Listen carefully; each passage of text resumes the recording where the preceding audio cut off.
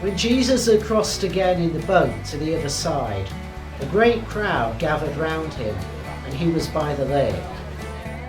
Then one of the leaders of the synagogue, named Jairus, came, and when he saw him, fell at his feet and begged him repeatedly, "My daughter is at the point of death. Come and lay your hands on her so that she may be made well and live."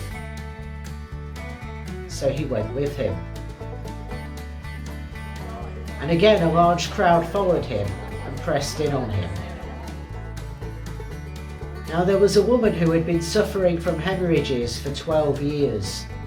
She had endured much under many physicians and had spent all that she had, and she was no better, but rather grew worse. She had heard about Jesus and came up behind him in the crowd and touched his cloak, for she said, "If I but touch his clothes, I will be made well." Immediately her hemorrhage stopped, and she felt in her body that she was healed of her disease. Immediately aware that power had gone forth from him, Jesus turned about in the crowd and said, "Who touched my clothes?" And his disciples said to him, "You see the crowd pressing in on you. How can you say, 'Who touched me?'" He looked all around to see who had done it.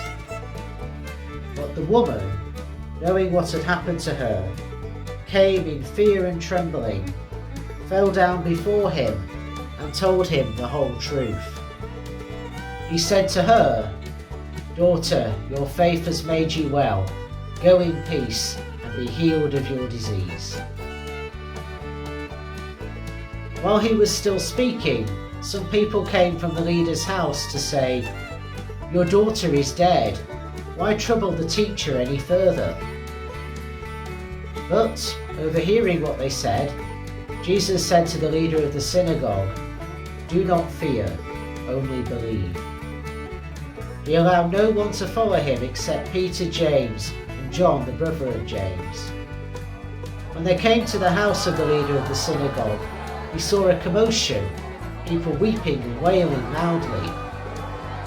When he had entered, he said to them, "Why do you make a commotion and weep?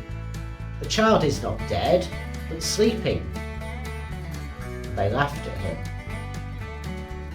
Then he put them all outside and took the child's father and mother and those who were with him and went in where the child was.